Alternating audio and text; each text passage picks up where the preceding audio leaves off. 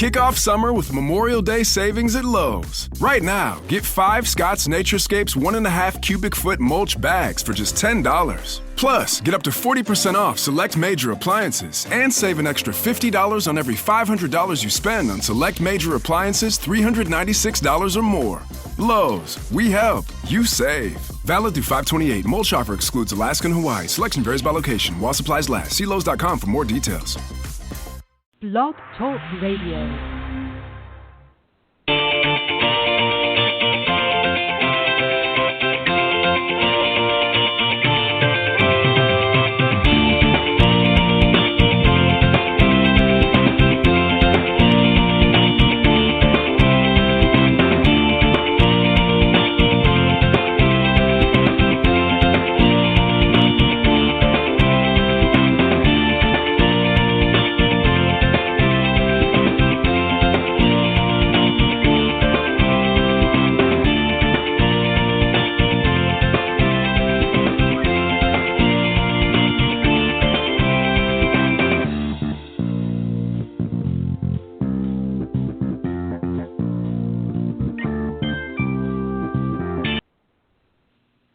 All right, good evening, everybody, and welcome to Golf Talk Live. I'm your host, Ted Odorico, and as always, we have a great show for you tonight.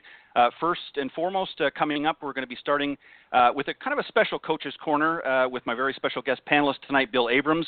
Of course, you all know by now he's been on the show a number of times, not only as a guest, but also as a panelist on the Coach's Corner. And he and I are going to talk a little bit about how to network on the golf course for those of you in business out there, and also maybe help some of our fellow professionals out there as well. A little bit later on the broadcast, I'm going to be joined by my very special guest tonight. Very excited to have this gentleman on. AJ Bonar, you might recognize him from a number of years back. He did a lot of infomercials and that on the Golf Channel and on other publications and that. He's head teaching professional at, of course, AJ Golf School out in California. And we're going to talk to him about all kinds of things a little bit later on. But let me just remind everybody, of course, on Thursday evenings we are live from 6 to 8 p.m. Central here on the blogtalkradio.com network. And obviously the quickest way to find this is go to blogtalkradio.com and up in the search key type Golf Talk Live, and that will take you to the main page. And, of course, we'll be front and center. For some reason, if you're not able to join us live, just visit that page, blogtalkradio.com/Golf Talk Live, and just scroll down to the on-demand section. And there you'll hear not only tonight's show, but many of the other shows that we've already recorded in their entirety there in the on-demand section. So make sure you tune in there. Maybe you like to listen under a different media platform, such as iTunes.com or at Stitcher.com. Again, just go there to those respective platforms and just type in Golf Talk Live, and you'll find us there on iTunes.com or Stitcher.com. I always love to hear from you. You're welcome to call in and speak with either myself or the guests at any time during the Thursday night broadcast. The number to call is area code 646-716-4667, or you can certainly email any questions or comments to me personally at ted.golftalklive@gmail.com. And if you're somebody in the golf industry and maybe you'd like to come on, you've never been on the show, and you'd like to maybe share some thoughts or ideas that you think might be beneficial to the audience. You don't necessarily have to be a teacher professional or even a golf professional. You might be somebody that's maybe more of an entrepreneur, or maybe you've written a great book that talks about golf and maybe some of the theories or some of the different issues and concerns in the golfing industry today that maybe you want to come on and talk about. Again, reach out to me at ted.golftalklive@gmail.com, and I'll be more than happy to talk about it with you and work you out in the schedule here. Only got a couple of months left for this year, and then we're going to be closing out. I'm probably going to be ending about, I don't have the exact date in front of me, but probably somewhere around the middle of December, just to let the folks know so I can take a little bit of a break for the holidays through December. And I don't have the official start date in the new year in 2018, but it'll be sometime probably closer to the middle of January, in around that time frame, just to give me a little extended break and to get ready for the new season. But lots of great guests going to be coming up in the new year. Very interesting shows. I think you'll all enjoy it. So make sure you keep sticking around and tuning in each week to Golf Talk Live. Also update every week on social media on Facebook.com/Golf Talk Live blog. Make sure you have blog on the end there. Update on there. Also on my personal page, LinkedIn.com, under my personal page there as well. And you can also follow me on Twitter. I keep updates there as well regularly each and every week. Ted and Buck, CEO, and CEO, of course, is in capital letters. All right, so let me, as I mentioned, we're going to start with Coach's Corner. It's a very special Coach's Corner tonight. Just Bill and I are going to be handling the panel discussion here. And let me just tell you a little bit about him, and then I'll bring him on. He's very patiently waiting for me here in the wings. So Bill Abrams, as I said, has been on the show many times. He's a PGA professional and owner and director of instruction at the Golf Solutions Academy up at Balmoral Woods in Crete, Illinois. And a new venue, if you will. He's also going to be in this winter at the Golf Channel Academy at TPC Eagle Trace, which is in Coral Springs, Florida. So I'm sure he's very excited about that. We'll ask him about that when he comes on. And he was also named 2017 Central Illinois Chapter's Teacher of the Year. So lots of great things happening in the world of Bill Abrams. So we'll talk to him a little bit about that as we go along through the evening. But in that moment, let me just, Bill, welcome back to Coach's Corner. Ted, it's a pleasure. Thanks for having me again. I really enjoy the time we have to chat and looking forward to tonight's conversation. Yeah, I think it'll be a good one, and thank you for joining me. And we'll have a great time as always. Very quickly before we start, let me just, because I sort of led into that a little bit, tell us very quickly, you're going to be at TPC Eagle Trace in this coming winter. When are you going to officially be there, or are you already on your way there now? And also talk a little bit about being named the 2017 Central Illinois Chapter Teacher of the Year. Yeah, I'm heading out from Illinois later this week, and I will be in position ready to go October 17th at TPC Eagle Trace with the Golf Channel Academy there. I had an opportunity open up. A good friend of mine, David Impastato, owns the academy there, and we chatted, and it was just a wonderful thing for me to be able to head over to a pretty prestigious facility and start up with with the Golf Channel Academy. It's just a wonderful opportunity.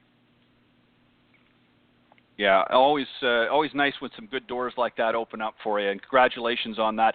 And then tell us a little bit about, you're now the 2017 Central Illinois Chapter Teacher of the Year. Tell us a little bit about that. Yeah, in Illinois, we have, of course, the Illinois section runs from Effingham, Illinois, east and west to the borders, and then up to the northern border of with Wisconsin. And the chapter runs from Interstate 80 south to Effingham, which is roughly a little more than an hour from St. Louis.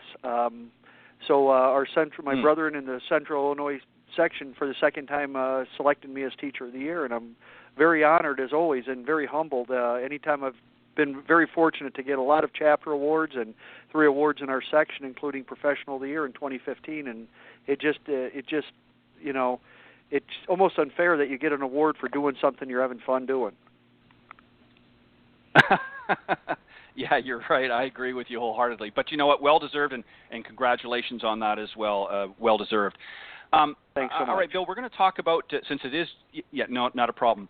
My pleasure. We're going to talk about, as I was just mentioning to you just briefly off air, I know we had to cut it close because we went live, but we're going to talk about, since it was you and I, we had another panelist that was going to be coming on with us tonight, but unfortunately some things have come up and she wasn't able to join us. Of course, I'm talking about Catherine Roberts. So you and I are going to talk about this. And this was actually, Bill, a discussion that I actually had on Tuesday on my other program, Women of Golf, with LPGA professional Cindy Miller. And we started this dialogue a little bit earlier, and I think it's a good one because there's going to be a lot of people that are going to fall into this category. And it's really about how to network on the golf course, and really from 2 perspectives, from the golf professional as well as maybe some business types out that are not necessarily organizing their corporate event, but maybe want to invite some clients out into the golf course. As we all know, golf is a great networking tool. In fact, in my opinion, one of the best networking tools available for business types out there, as well as golf professionals such as ourselves. And we're going to talk about a little bit about that here. So let me just start it off here, and then I'll get you to jump in with some of your thoughts. Point number 1 I want to talk about with respect to golf events. The first thing I think that you want to be able to do, and again, in both cases as a professional, but also as somebody that maybe wants to have an event at a venue, is you want to be able to match the goals with the formats. And I'll explain a little bit what I mean that. First step, of course, you want to make sure the golf event is going to result in some successful networking opportunities. And so you want to pick the right format, both for your corporate desires and also for your attendees. So first question, of course, Bill, is you want to ask is what your objective is.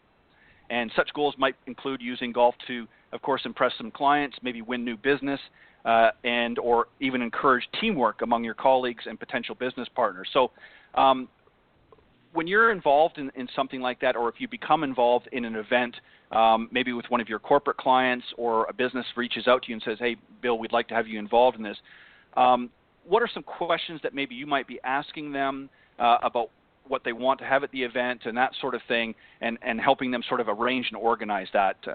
What are some questions or discussions that you might have with maybe some of your business clients? Well, pretty simply, Ted, the first thing I ask is, what's the end game? What do you want to get out of this? I basically take them to point B, and then we can look backwards to point A, how to get there. And I think that's something that we miss a little bit from time to time in the golf business, is that we're always worried about the front end and not worried about what the end game is, or our end result. And I think once we have that goal to shoot at, then we can very easily design and figure out contests, games, pairings, the format of play, the type of food we're going to have, the type of prizes, if we include instruction, because that's one of the things that I've offered up over the years, and then we've had some very successful events where I've done an hour clinic, or even worked with a couple players in a smaller group where a player will bring out 2 customers, and we'll work in the morning, have lunch, and then go play 18 afterwards. And that, something that's in a more intimate setting like that. And I think that's the first thing we have to ask is, what's the end game? Do you want to build your business? Do you want to build some relationships? Do you want to close deals? As you said, we have to figure out what that end game is, what they want out of the event, and then go ahead and formulate things around that. Yeah, well said.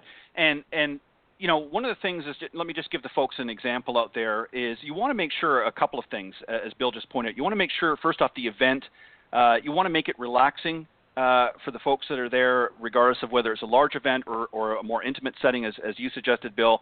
And you want to create an environment that is sort of putting everybody on an equal footing. And I'll give you an example. For instance, if you want to sort of be fair, because if you're having a bigger event, you're going to have some better players and maybe some players that are not so good, be a little intimidated. So you might want to have a scramble format.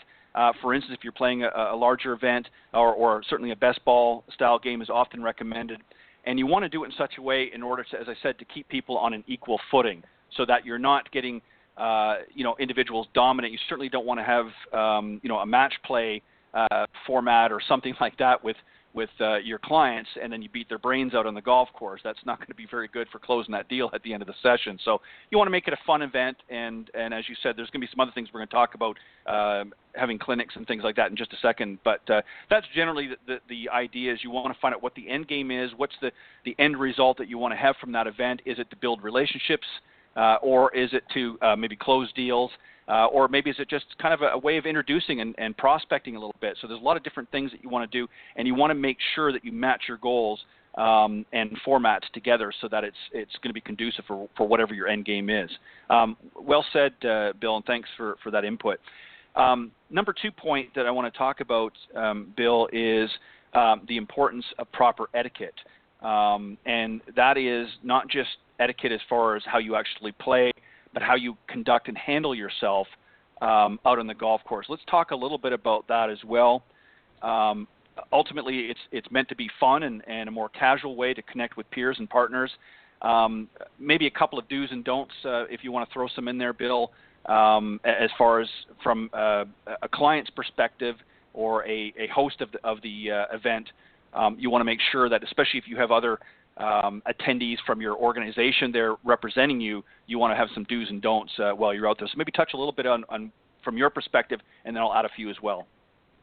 Yeah, I think the first thing is, and I find this with players all the time, they're very nervous of what the other player's perception is of them. And I think that goes a long way to that etiquette for the do's and don'ts. Nobody, in the bottom line, nobody really cares how you play except for you. And it, as right. simple as that. Be mindful of yourself and be able to, control your thoughts, control your actions. That way, it allows you to play your best. The problem is when you're trying to impress people with your game, then it becomes it becomes a little bit more difficult, and you get into some mental areas that are going to drive you crazy on many, many different levels. And I don't have time to get into them all. But I think one of the things that you have to remember is just go out and play. It's a game. It's not a feat. It's not a conquest. It's a game. We play games. Go out and play and enjoy yourself. I think that's the biggest thing that I find players with phobias, they're worried about doing this. Don't do this. Don't do that. Don't do this. No, go out and play and enjoy yourself. I think that's the first thing. That if you keep that in mind, it's a bit like the golden rule: do unto others as you'd like done to you.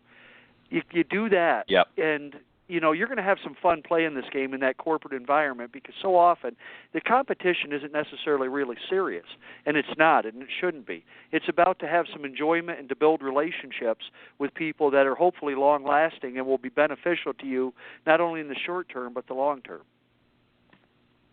Yeah, and you also have to look at it, and I'm going to talk about a couple of things. And again, it goes back to the first point that we talked about is what is your end game. Obviously, if you're there to, close a deal or something, that event, as the whether you're the instructor or whether you're somebody that's initiated this particular event, it's going to affect what your dialogue is going to be out in the golf course.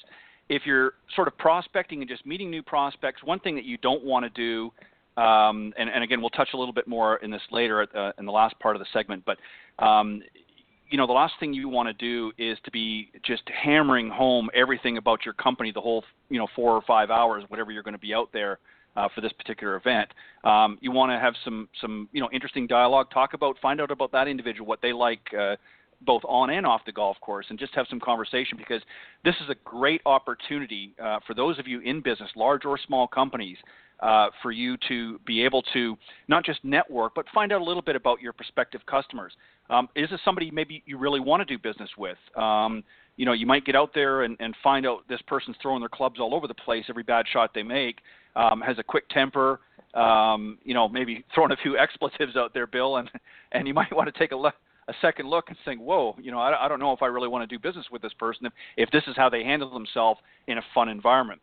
The other thing from an employer's standpoint that you want to make sure that you get across to your employees is, yes, you want them to have fun, and certainly everybody have a good time. But in a case, let's say if and most courses certainly do, you have a cart girl going around or might provide some additional refreshments.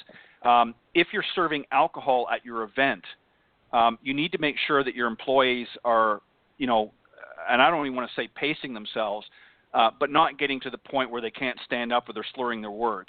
That's going to be a huge turnoff. It's going to make for a miserable event, and it's just going to just have a bad outcome. So you want to make sure that everybody understands that even though this is meant to be a fun day, you're still representing the company. So you want to make sure you put your best foot forward.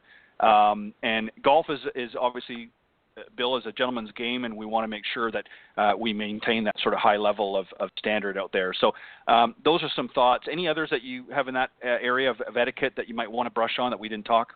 Yeah, again, it's just being mindful and thoughtful of other players. That's really the biggest key, and just enjoying yourself. Don't try to be somebody you're not. And I think that's the hard part. If that's just in a normal round of golf, because so often we're trying to be something or that we're not, and that creates a real tough scenario. And I think the other thing with the people you're playing with, especially if they're prospects in business, ask them questions and intently listen to them. Because I found in life, yes, when I bring a new client in, I ask them, and I sit there and listen. I mean, I am just, my eyes are locked on their eyes and listening to every word they say, because they'll lead me to where we need to go. And that's the yes, biggest thing. So often we don't use our eyes and our ears as the technology that they really are. And they are the most wonderful pieces of technology that we own, but we fail to use them so often. We hear, but we don't listen. And there's a big difference between the two, and I think those two little areas, being yourself and listening intently, will bode well for you in the long term in any type of gathering in golf. Yeah, and that's an excellent point. You're exactly right. There's nothing worse, than to get in the, you're paired up with the prospect, and as the prospect's position, you get in from the first tee, and right away your partner is getting into their sales pitch and not really listening to anything you have to say. Let the person that you're invited as your guest sort of lead the conversation. If they want to talk a little bit about shop, certainly you'd want to adhere to that. But if they just want to go out and talk about kids or talk about fishing or whatever it is out there, let them lead the conversation. And you're exactly right. Listen intently and don't try to dominate the conversation by bringing it back to shop talk, because a lot of clients will get turned off by that, and they feel like they're in a more of a high pressure sales environment as opposed to out having a fun day. That's what you invited them there for. Ultimately, you do have maybe some agendas that you want to build that business relationship and hopefully get business out of them if you haven't already done so. But you want to make sure that they're there to have fun as well and not sort of browbeat them into closing deals. And that's I think right. That's spot on, Ted. Go ahead. And it's just not talking so much shop, but building relationships. And that's one of the things I think is so key and so big, is that relationship you're building. It's not just for one sale. You're building a long-term relationship. And I think that's the thing we forget about sometimes in these, with the golf events and the outings is, getting to know the people, building a relationship with them, and then the trust with one another to be able to, flourish on both ends. You get the product or the service that they offer, but they also appreciate you for being a great customer. And I think that's the, both ways is something that's got to be done. And it really, the folks that do that do a wonderful job with it. It's not talking shop, because those things lead in when they need to. I think it's just, let the customer or the other folks lead the conversation a little bit and, get to know them. That long-term relationship, I think, is something that's it does get missed in anything. If we build a long-term relationship, it works great. Yeah, you're exactly right. Well said. And I think it comes like anything, excuse me, it comes with experience. I think as you become more experienced in business, I think you start to recognize that. I think a lot of people, when they first get out there, are very excited, very eager to sort of prove themselves in the business world. Pardon me, and they tend to, fall into that trap where they're trying to get that deal or get that sale, and not really thinking of the customer's needs and wants and desires. So some great points there as well. Bill, something that you sort of brushed on in the very beginning, and I want to get into a little bit more detail, because this comes from the teacher professional or coach's side of things, and that's what we call the clinical approach. And there's so many different choices. We'll talk about a few of them that are available for planning a golf event. So as an example, we'll just throw a scenario out there. If you're a business and you're hosting some sort of a golf event where maybe you're inviting some clients, prospective clients, maybe existing clients, you might want to consider having a golf professional there as well to run some sort of a clinic. So Bill, talk about maybe some of the things that you personally like to do or have done that you found successful, that maybe some of our listeners out there that are in the same profession that maybe they haven't thought of or maybe would like to brush up on a little bit. Talk a little bit about that, and then I'll throw a few suggestions in as well. I've been part of something as big as 10 professionals setting up a morning clinic with a big company like General Electric in Granger.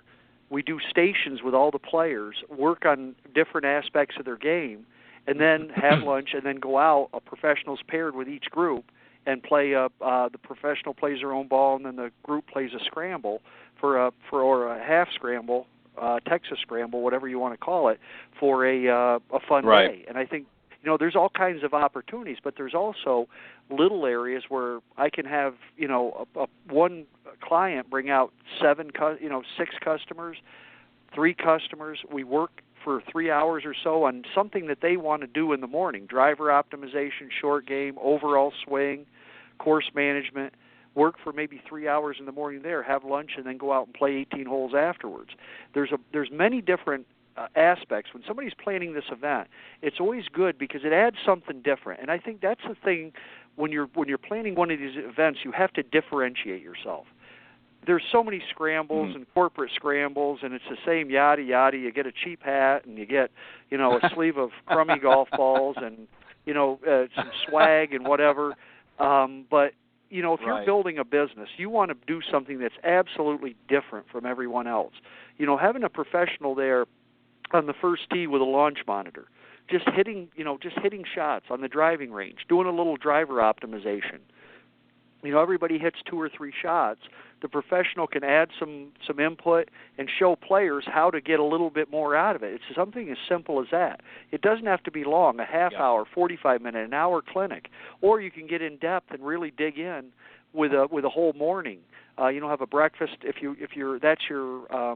that's your intention. I mean, there's the sky's the limit. I think that's one of the things that people haven't looked at enough is these corporate events. Differentiating yourself. There's a way to impress the clients. You thought of something different, and you were thoughtful of them to work on their game a little bit.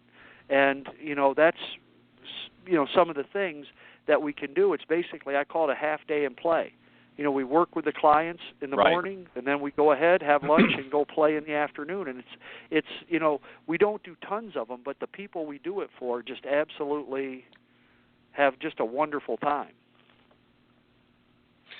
Yeah, and that's exactly right, and that's a great way to approach it. A couple of other things that I want to mention as well is one thing that you want to guard against, and again, unless, obviously it's up to the client what they want to have, but the one thing as a professional that you want to guard against is, again, it's meant to be fun, it's meant to be certainly engaging, but you don't want to get in a situation where, especially if people are going to be playing in some sort of a scramble or best ball format afterwards, you don't want to get into major swing overhauls during the session, because the last thing you want to do is take somebody that's maybe having some issues, some general pointers or tips that you can certainly give them, but you don't want to start doing a major swing overhaul if somebody comes up and you says, well, I'm having a problem with, slicing the ball all the time, or having a problem, coming this way or that way, and doing that, and then they get out on the golf course and everything falls apart, because then they're not going to think too highly of you as a coach at that point. But it's a great way, certainly for the golf professional, to maybe get some future lessons out of it, especially if they're piggybacking on a corporate event. So you're exactly right. I think there's a myriad of things that you can do. Something else, and again, this is certainly might be more inclined for some of the larger, maybe medium to larger companies might want to take this on. But something else that I found to be very, very successful, if you're wanting to not just have all of the focus and attention maybe on your products or service, and that is bring in a charity of some sort. In other words, make your event about helping a local charity. So in other words, it's kind of a fundraiser at the same time as a corporate event, and a lot of prospects and a lot of your clients, as a business person that you're looking at, will look very favorably about, at your organization if they see that you're giving back to the community, especially if it's a smaller community and there's maybe some local charities. It might even be a softball team, maybe needs to raise some money for jerseys. So you might want to offer some sort of a draw or something at your event that's helping out a local school or girls and boys club, something to that effect. So there's a lot of different ways that you can draw other people from it, and it's a great way to draw attention to your organization through media. You can let the media know that, say, I'm having a golf event here. It's not just about schmoozing with the clients.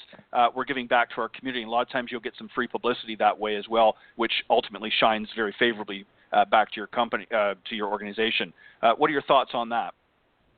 Yeah, I think that's a great idea. There's all kinds of add-ons you can do with drawings and even on-course contests. There's some neat things that we can do. One of them for raising money that I've used in the past is I call it birdie or bust. We find a par 3 where the green is fairly visible, and I'll have them cut 5 holes in it. And generally they're going to be in a diagonal from front left to back right. And the players make a bet that they're going to make birdie on the hole. And they can, once they get on the green, they can putt to any hole. And that is I mean, it's just everybody. It looks like as a player, you're up there, you're dripping from your jowls, because it's like you can make 2 anywhere. And the thing is, it's right. Really a good challenging thing. Everybody has a chance to do it. You get the ball. I mean, if you make 2, then you get you double your money and get it back. The other way, it goes to everything goes to the charity, which I think is just a wonderful. It's a neat it's a different kind of game, and there's all kinds of things that you can do. Penny raffles, You can do anything. Drawing numbers. I mean, it's just it's a great thing. You can have a junior golfer out there. Say if to outdrive the kid, and but you have to have a kid that can pound it. And people, it's some neat things that you can do. There's all kinds. If you open your mind to it, there's all kinds of ways you can raise a little money for charity, kind of on the side with the business, without really being overly egregious with it. Because I think that's one of the problems sometimes. It's you feel like at some of the I've been to some events for charity, and it's like Jesse James. Every time you turn around, they want $20 from you, and at some point, I'm all for giving to charity, but you have to be a little bit more subtle at times, I think, to make things work the right way. Yeah, and for some of the larger corporations out there that might be in a little bit better position, that might be fine. A lot of times they might have a raffle or a draw. They might even have the name escapes me off the top of my head right now, but a silent auction. Sometimes they'll have some memorabilia or something. They might have a silent auction. So there's a lot of great things to do there. The other thing too that you want to kind of keep it a casual environment. A lot of times a barbecue lunch can be good as well, or depending on where you are, as opposed to maybe a more formal sit-down type of meal. This way, it gets everybody up. They're moving around. You're mingling, and you want to make sure, especially for some of the larger companies, you want to make sure that if you have support staff there or other employees, not just the salespeople, but the support staff as well, have them mingling. Have them make sure that the clients are being looked after.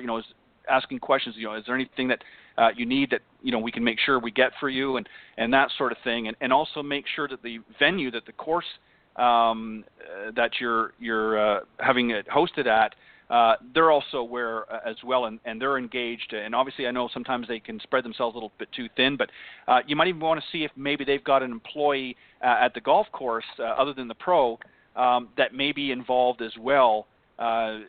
To give the clubs a little bit of extra exposure as well. Talk about some of the things that go on at the course that maybe for some that maybe aren't familiar. So a lot of great things, a lot of great opportunities there. And I think really, as you said, Bill, there's a lot of missed opportunities out there, even for small businesses. And let's just talk a little bit about that. I think a lot of people are under the misnomer that you have to be a big company to have this huge event, but that's just not the case, correct? I mean, you can be a small business person and still take advantage of some of the things that we're talking about. Talk a little bit about that. Well, a few things that we have available now here at Balmoral Woods. We have on-site embroidery. We have a smaller event, say 12 players.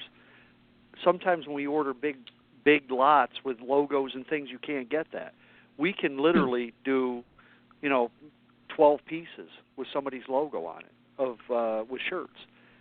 Always ask the questions, because nothing is out of the realm, and things are not as expensive as you think they are. Because a lot of times we have a perception that unless you have a big group, you're not going to be able to get any type of reasonable pricing on anything, and that's just not so. We do a lot of groups of 8 to 16 to 24 to 32 players. They're not large outings, but it is the U.S. Open and the Masters for those companies. And a lot of times that smaller group, it can become closer knit, and you can end up with better results in the end game than having a gigantic event where everybody is more or less a number, where people are not a name. And I would say sometimes, yes, from an owner's aspect, from the owners of our club here, Hits Incorporated, they love the big outing. But also, if I do 10 smaller ones, now all of a sudden those little groups, they build little relationships within themselves, and then those little groups may end up having their own little group that has an event. So I think the biggest thing is going back to what I was saying about the embroidery. I've done the events with GE. That event wasn't even huge. It was only I think I want to say it was like 48 players, maybe 50 players at max. So guess what? It's not even the big groups don't do a big group because they want to be intimate a little bit. And I think don't feel that you have to have the most gigantic event to do it. You can have the opportunity to get some smaller events. Like again with us, we can get the embroidery of things right here in small lots. which is something that's very unique. But now for instance, you don't have to spend tons of dollars, but you can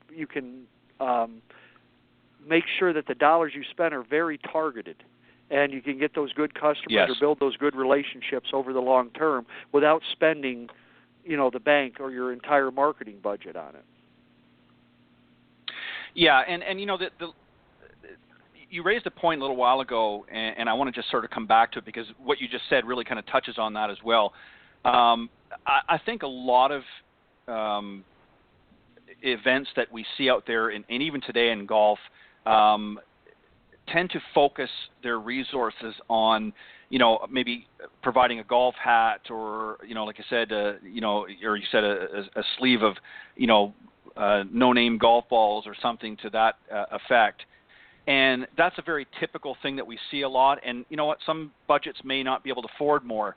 But be a little bit creative as well. You want to give something that's going to be a little bit more long-lasting. That's not going to just, because they use the golf balls, and if they're not a very good player, they've probably sliced all three of them into the woods anyway. Right. So they're not going to be taking them home. Past the second tee. Right, exactly, and or they're fishing them out of the pond or something. But so you want to give something that they can take home with them, and that they're not going to be, shuffling off or collecting dust in the garage somewhere, but at the same time makes you think, makes them rather think about your organization in a positive light. So there's a lot of little things, and you need to be creative and certainly diligent about that as well. The other thing too that you were touching on a little bit is about some of these smaller events. I want to just very quickly talk about from the golf professional standpoint. If the golf professional is the one that's hosting the event, obviously your end game is you're hoping to get maybe future events, but also some golf lessons out of it. Again, you don't want to be too aggressive with that, and during whatever event you have, unless it's specifically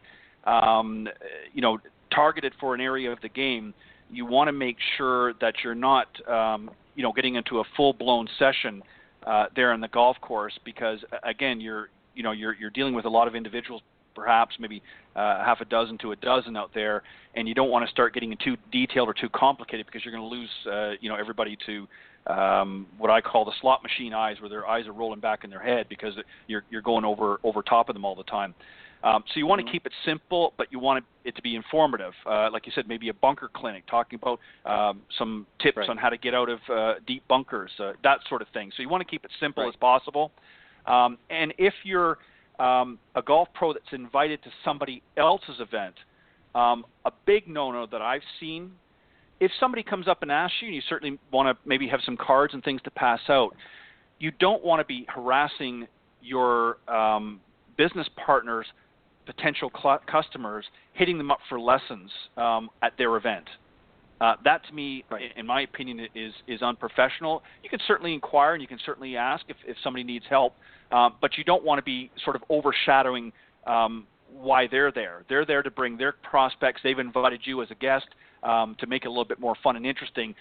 You don't want to be spending the 2 hours or whatever that you're there for, soliciting business out of their customers and not letting them handle their business, sort of thing. So that's something that you want to do. And the other thing, Bill, too, let's talk a little bit about is it doesn't have to be an all-day event. It can be an hour or 2 hour event. Mm-hmm. Yeah, there's a few things that that I've looked at, and some great ideas are doing, a networking thing after hours, 6 p.m. Here in the northern regions in the summer, it stays pretty late. So we can have a bar set up on the practice green, set up a little putting clinic on half the green, putting contest on the other, hors d'oeuvres and wine, and have them mix and mingle that way. Kind of a little chips and sips type of idea. That's a wonderful little, that can be an hour and a half, 2 hour event. And then the people are going to be there as a real mingle, because one of the problems is they go to play 18 holes of golf, they'll be away from each other for 4.5 hours with just 3 other players. Now you do something like this where you bring in 20 people, everybody gets to talk to each other. They're doing some contests possibly. We're doing a putting clinic. We have some stations set up with our mirrors, with our eyeline golf things and some drills. Now they're getting better right away, but they're also there with a glass of wine and maybe a little appetizer and being able to talk with people.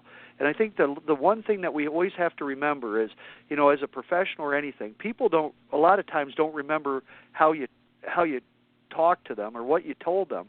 They remember how they made them feel. And when we can make a player feel so much better about their game, it's just absolutely, it's changing. And the same thing can be said as we're helping one of our customers bring new clients in. If we can engage them, we can educate them and entertain them and make them feel good, the likelihood that they're going to do business with our customer is great, but it's also very great that they may bring some people to us to do business with us. So that's something I think that's overlooked. It's, remember, the whole end game on our end is making them feel great. And that's the idea. When we make them feel great, our business will thrive. Yeah, and that's exactly right. And as I said before, our job is not there to impress them with our knowledge of how much we know about the game. They're expecting that. They know that we're informed as golf professionals, that we're going to have sort of the inside track, if you will. So it's not there to try and impress them with all kinds of stats and figures and our vast knowledge of the golf game. It's there to make it fun and enjoyable and most importantly, engaging. And as you pointed out in the very beginning, the number one thing is we need to be listening. And I think really as an industry, I think we need to be listening more, because I think one of the problems that's happened in the last 10, 15, maybe even 20 years in the golf industry is there's been so many different swing theories and so many different approaches to the game that have really been sort of marketed out there to the masses, if you will. And I think it's, in some ways, it's been interesting to some, but in other ways, it's been a little bit overwhelming, and it's actually been a bit of a turnoff. When somebody just wants something very simple, they don't want to get hit with a bunch of marketing and telling them how they need to be playing the game. When all they want to do is just maybe lower their scores a little bit, and I think sometimes, or maybe just become a better putter or chipper or whatever the case may be. So we have to be mindful of that when we're in some of these clinics as well, that we're not just sitting there and reading from a script and telling them how wonderful this game is and how much we know about it. We've got to be mindful and make sure we're listening to them. The other thing that I want to mention too as well is, obviously, if you've had a successful event, every event comes to a close. And this one's called, of course, playing the business card. And this is where, as things sort of wrap up, you've had some great conversation. Maybe you've had a great demo clinic that's been hosted by the professional, if you've had one on board. And you want to make sure that you take opportunities when made available to not only network, but to also during your post-game reception. So maybe touch on some things. Obviously we're there to do business with one another. Maybe touch on some things from the event holder, in other words, the business person that's been invited, and maybe from the professional, how we want to have the day end. What are we looking for? What's our end game? I think the end of the day, you hand out the prizes, the thank yous. I think one of the things is just, shaking the hands, and that's where the business cards get handed back and forth. Let's stay in touch. If there's anything I can ever help you with, please don't hesitate to reach out. I'll do the same with you, things of that nature. And I think one of the things that we forget sometimes in that situation, we have so many people that are different businesses. I think one of the things networking-wise there, we have to encourage our customers or our potential customers to network with each other. Because now all of a sudden you may show up in a great light because you helped Company A meet Company B, and they thrive and build a wonderful relationship. Now together they come back to you and give you even a better potential. So I think that's the biggest thing. It's not just about us, it's about them. If we make it about them, then we communicate with each other. It's something as simple as having a roster of everybody. If we can gather an email address, now we can send a roster out of everybody that was there to each other. And that makes even a bigger networking web for people. And that's the thing. Your network can't be too big. And I think that's something we fear about sometimes. We get a little, hesitant about that. But, you never know. There might be one customer that does a little bit of business with you, but he or she can do a lot of business with one of your bigger customers. And then now all of a sudden you make that web, that whole circle works the right way for you. Yeah, exactly. Well said. One other thing, Bill, I neglected to mention, and I want to bring this up because I think this is extremely important, especially for some of the larger companies out there. And I'm not necessarily talking, 100 or 150 employees event or something like that. But certainly, maybe a couple of dozen, let's say, as an example. You need to be mindful that there may be some people in your organization that are not golfers. Maybe they might not even really want to come out there and play because they're not very good. They don't want to embarrass themselves. And you touched on this earlier about maybe having some different games. There's all kinds of games that don't necessarily take a great deal of skill out in the golf course. You might have a chipping or a putting game of some sort where there, again, could be some prizes involved and things like that. You want to have something available for those that are out there that maybe are not very proficient in golf but want to feel like they're participating in the event. So you don't want to leave them out. And that's a thing that a lot of times we see. I mean, I'll see sometimes companies, they'll come out and, I'll see half a dozen employees and they're sitting behind a desk or a makeshift chair and table. And, they're collecting IDs or handing out IDs or what have you. And that's fine. That needs to be done. But then their day's over and they're sitting around for 4 or 5 hours doing nothing because they're not playing in the event itself. So There needs to be some other events and things. So maybe touch on some things, anything that you can think of that maybe you've done in your own situation. I'm going to give you 2 wonderful examples. I've added in a putting contest or a pitching contest. Just a couple shots to get the ball close to the hole or putting for 4 or 5 holes. I think that's a wonderful opportunity. And, on a big event, I've actually used it as a 19th hole to even out the pace of play. So once they come off 18, they go and putt the 6 holes, and then they go to number 1. That can break up the monotony of the play as well, and that's something that's good for everybody. And the people that don't want to play can stay and do that type of thing. Another one is I've got a client in Boca Raton. It's a new business called Fifi's, and I'm actually going to go to the business there and do a little afternoon clinic with, Ask the Pro and, bring a portable putting green with me, and it's a brand new boutique in downtown, so that's what I'm going to do. I'm going to go to them and provide a clinic there for their customers. I mean, that's just a unique opportunity that we can afford. Now, there's one that we can do something off the course. Now we can also, with their employees, be at the facility, at their own shop, in this case, the Fifi's in downtown Boca. Now it's perfect.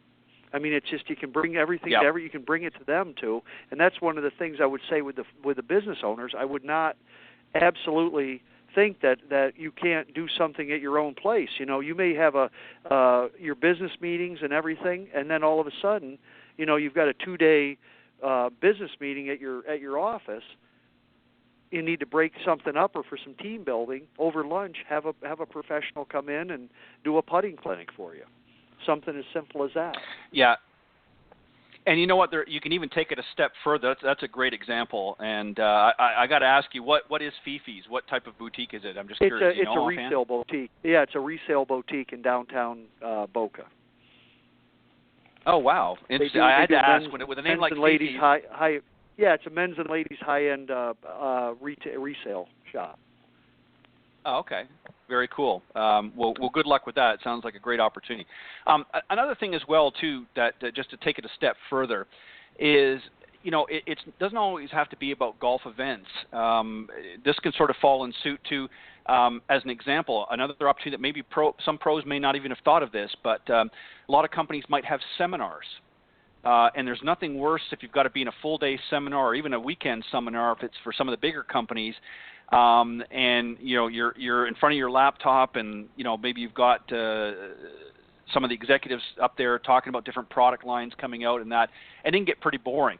So a great way for a company, if they don't have time or don't want to schedule an away event over at a local golf course, with the different social media platforms out there, you can actually have a golf pro piped in via Skype, via whatever medium platform you want to use, to that event, and they can actually host a clinic or do maybe even a question and answer thing about golf, just sort of break up the daily monotony, and can do it very economically. And it also, the pro can do it in such a way that he or she doesn't have to take a lot of time away either. So they can do it with just a simple camera, and whether it be a golf tip, they can have an assistant with them out there, maybe an assistant pro out there with them on the range, and just talk about some things, and just maybe might do a 30-minute clinic just to sort of break up that seminar or webinar, if you will, for business as well. So that's another option for the pro to be involved without having to take the company off-site to a golf course if they don't have it in their budget or time to do so. So just some thoughts for that as well. Any other things that you want to throw in the mix there, Bill? That's the idea. And I think, as anybody opening a new business, they can really find some, with very inexpensively find some ideas like that really, again, it's about being unique, making their customers and their potential customers feel wonderful and giving them a good feeling, while at the same time doing something that's absolutely unique that no one else does. And I think that's where we can differentiate ourselves when we run these events, is you do it differently, and people will remember how you made them feel and how the event was. Right, and you got to do it with a little bit of sense of humor in that too. A great way, again, if just taking that last scenario that I gave, something else that you might want to do, especially if the event has been set up, weeks or months in advance, you can get the employees to submit questions to the professional of things that they would like to see demonstrated or talked about, so that they've got it. And then you can even say, well, Bob from accounting wants to know how to handle this scenario, and then you go through some of the scenarios there and talk about that. So that kind of engages them. It makes them feel that you're listening to some of their suggestions or inquiries, and you're speaking directly to them in a lot of different creative ways. So, I mean, there's a myriad of things that you can do, and this was a discussion I thought would be interesting to have and get a little bit more meat on the bone, if you will, Bill, just because there are so many opportunities, and we've got to be creative in this industry, because it can't be just all about playing 18 holes all the time. We've got to find new and creative ways as an industry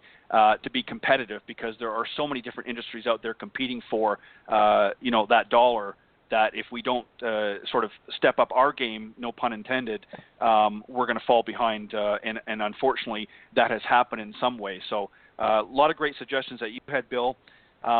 Anything else that you want to do before we close off? Well, I just want to touch back on, because it's always asked, there's a perception that getting merchandise it's too expensive to do. And I think one of the things that a mistake that I see people making, and I have fortunately not done this myself, I learned very early on, with my own apparel, with my own logo on it, I want to only use products and brands that reflect the image of my company and my brand. And I think that's something that people overlook sometimes. They go for the dollars versus the image. And I think that's one of the things you have to do. You have to select brands of the things that you're going to put your logo on that match the image of your business. If you're a multi-million-dollar business and you put your image on a very cheap product, that's the thing that's going to reflect on you. So I think that's something to always ask about and look, because the pricing on that stuff is not, especially even if you go through your own golf shop, they're offering discounts like crazy. And I think that's one of the things you have to ask about, because they're going to be able to get you green grass, high-end product at a very reasonable price if you will speak with them and give them an opportunity. And I think that's an error I see a lot of people make. They don't put their logo on products that match the image of their company.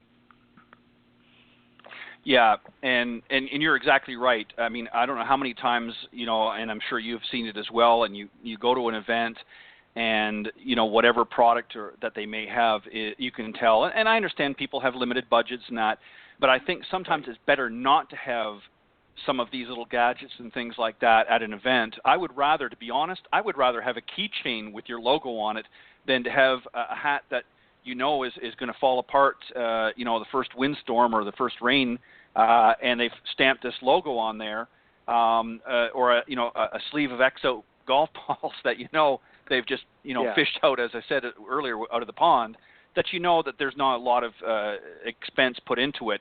I would rather have something that's a little bit nicer quality. I'd rather have a pen. I've been to events where they gave out a very nice cross pen with their business embroidered across it. that was much better. It was something I can use day to day, as I'm writing checks or filling orders or doing whatever, than, as you said, a cheesy hat or something like that. So right. Great. Right. Well, great discussion. I think we broke a record here. I think that's the fastest hour we've had on Coach's Corner that I can recall in a long time, and there were only two of us on the panel. So that was a very interesting discussion, and I hope you enjoyed it, Bill. But I want to give you just the last couple of moments before I move on, just to remind everybody how they can reach out to you and just to refresh their memory where you're going to be this winter. Yeah, I'll be at with the Golf Channel Academy at TPC Eagle Trace in Coral Springs, Florida, which is just a bit northwest of Fort Lauderdale. It's a pretty easy trip west on the expressway to the Sawgrass Expressway and on the Atlantic Boulevard exit. And it's a real easy trip, wonderful facility. You can reach me at BillAbramsGolf.com is my personal website. I can also be reached at Bill Abrams, or my Bill Abrams is my phone number. Will be 630-926-4554 is my personal line, my cell, and also you can get me at BABRAMSPGA52@gmail.com are ways to directly reach me. And again, I'll be with the Golf Channel Academy at TPC Eagle Trace this winter, and then back here again at Bill Abrams Golf Solutions Academy at Balmoral Woods starting late April of 2018. Looking forward to helping everybody out, and as my motto says, I specialize in making players smile. And again, making people feel great about their golf games. Yeah, and what a great motto as well. Well stated. Well, Bill, as always, I want to thank you for joining me tonight on what I consider a special Coach's Corner. I've really appreciated having you over the last several months jumping in and throwing your hat into the ring. It's always a pleasure. And I know I haven't looked at the schedule, but I think you might be on for at least one more before the season ends. And I hope that your schedule will permit in 2018. I'll be sending them out. Just for those that are tuning in that have either been on or maybe would like to be on, I'm going to be sending out probably very early in November. I'm going to be sending out the Coach's Corner schedule for 2018. Of course, it'll be a blank schedule with the dates that will be having that particular segment of the show. So if you're interested, if you've been on it this year or previous years and you want to throw your hat into the mix as you were, I'll be sending that out sometime early in November. So, Bill, I hope you're going to be able to squeeze me in your schedule next year. I hope you won't be too busy. Certainly will. It's always a pleasure. It's always a pleasure, and thanks so much, All right, Ted. well, you do a wonderful show, and it's great topics, and things. It definitely provokes some thought, hopefully, with our listeners, and helps them find a little different way to think about things. Again, thanks so much, Ted, and I will look forward to talking with you soon. All right, sounds good, Bill. You have a great weekend, and we'll talk soon. Take care. Bye-bye. Thank you. All right, that was my very special guest on the Coach's Corner panel. As I said, it was just Bill and I this evening sort of holding down the fort. Always interested in having some great discussions on Coach's Corner, and tonight we talked about how to network and market yourself really on the golf course, not only as a golf professional, but also as a business leader. If you're out there and you want to have an event, you want to reach out to your local golf course and your local professionals and see if there's ways that you both can work together and create a successful event. Very excited about having this next gentleman on the show, AJ Bonar. He's the head teaching professional at the, of course, AJ Golf School out in California. Let me just tell you a little bit about him, and then I'll bring him on the show. AJ is 73 and married to his lovely wife, Ethel, for 50 years. He's got 2 sons, 4 grandsons, and 1 granddaughter.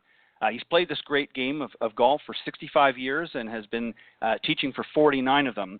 He played 4 years at Kent State University, and I believe he captained the team. He was also the men's and women's golf coach at Bowling Green State University from 77 to 84. He's also, for many years, was the golf director at San Diego Golf Academy from 1985 to 94. And he's also the author of AJ Reveals the Truth About Golf. We'll talk a little bit about that. The book and DVD series. As I said, currently he's conducting the AJ Golf School at Morgan Run Club and Resort in Rancho Santa Fe, California, where he's the head teaching professional.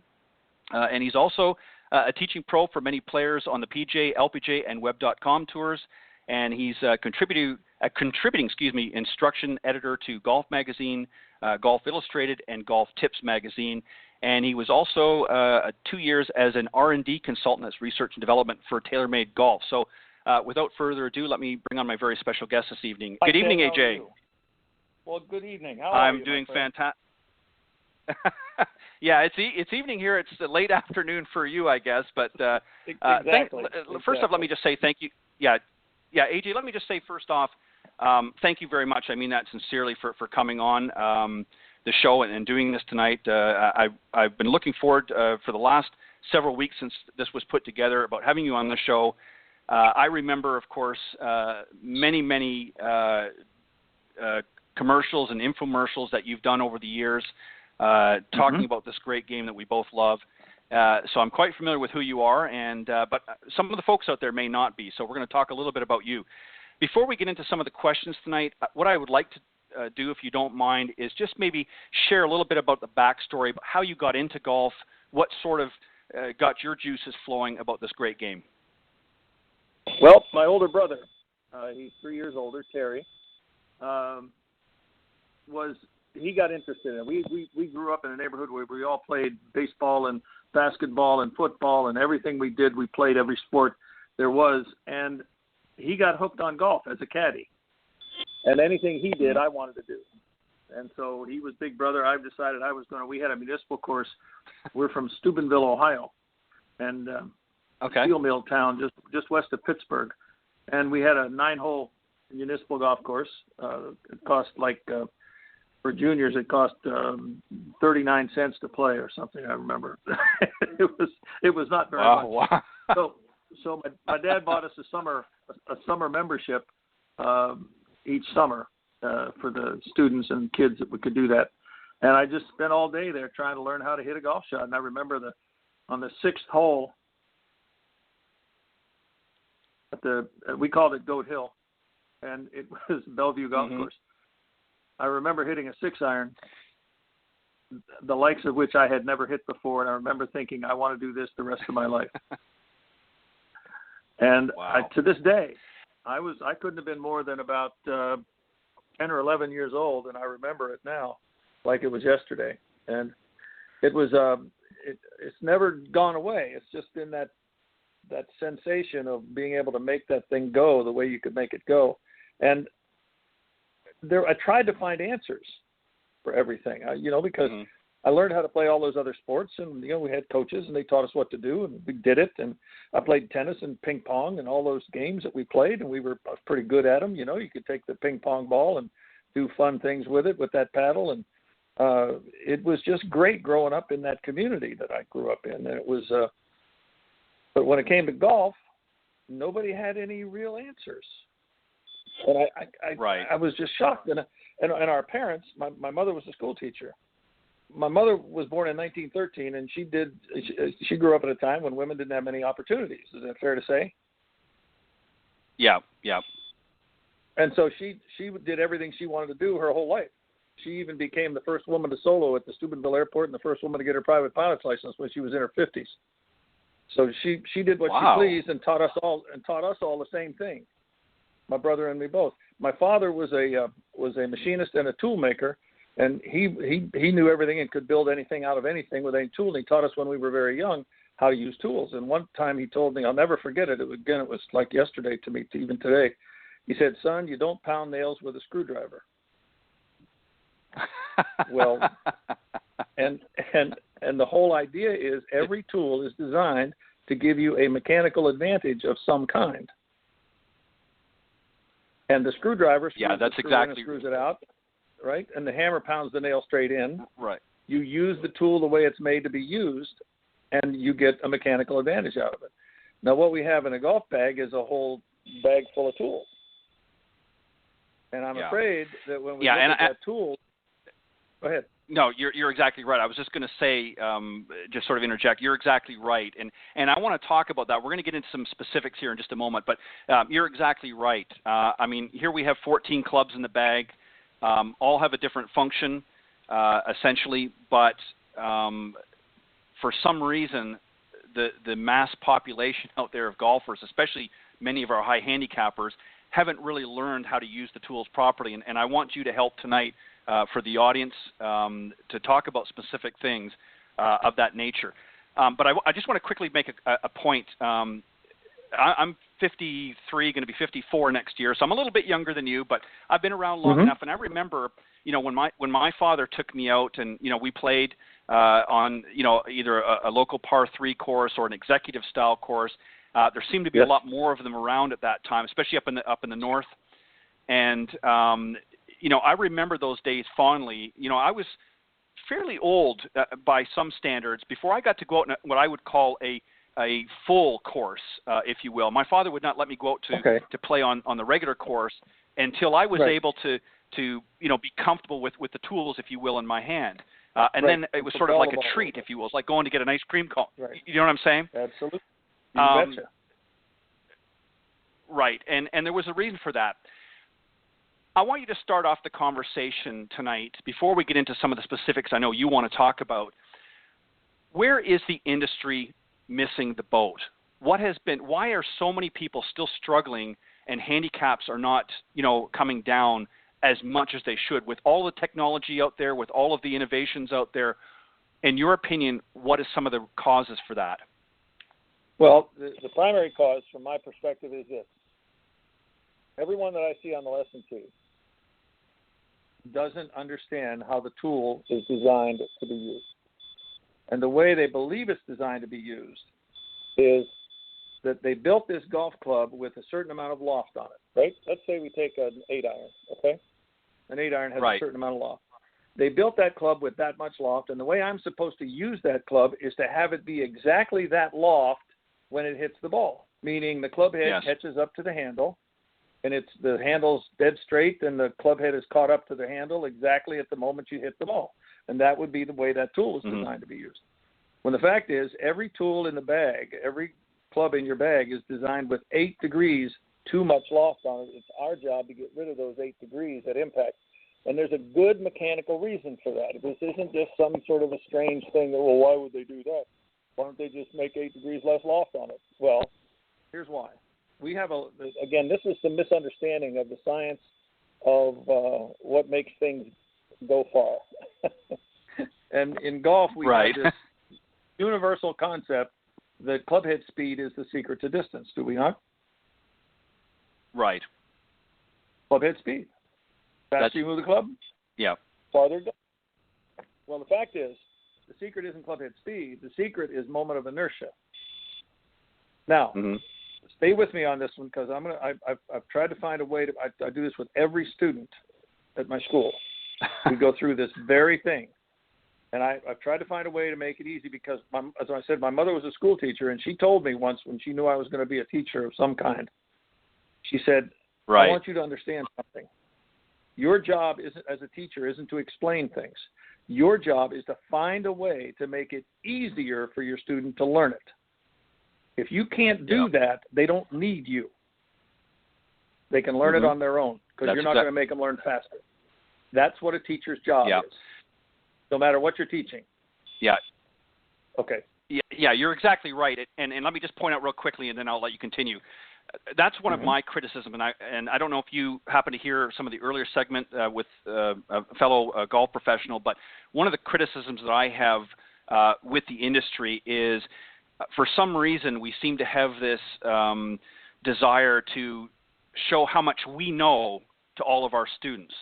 We've been trained, we've been taught how to do things, and now we want to say, hey, look what, I know this, and we spend, our 30-minute or hour lesson, whatever it may be, in a sense, and I hate to say this, kind of showing off and our knowledge. And I understand part of it, but I think that the problem is, this is why so many students get frustrated, is because we're not really telling them anything. We're just telling them what we know, and it's not always useful information that they're going to be able to take on the golf course. So go ahead. Well, I couldn't agree with you more.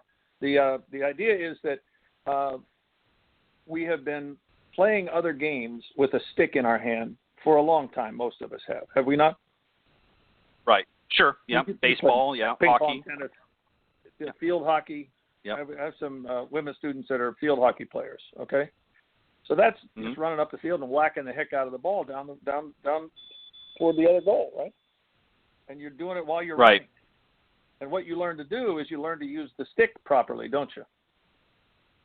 Sure. That's the goal. Learn to use the stick properly. Not your shoulder, not your hips, not your knees. Learn to use the stick the right way. And here's one of the reasons that this is the way it is, that we have to do it the way we really have to learn these things. When we're born, when little boys are born, it's a little different for little girls, but when little boys are born, the first 6 years of our life is the gross motor development period, meaning the big muscles, okay?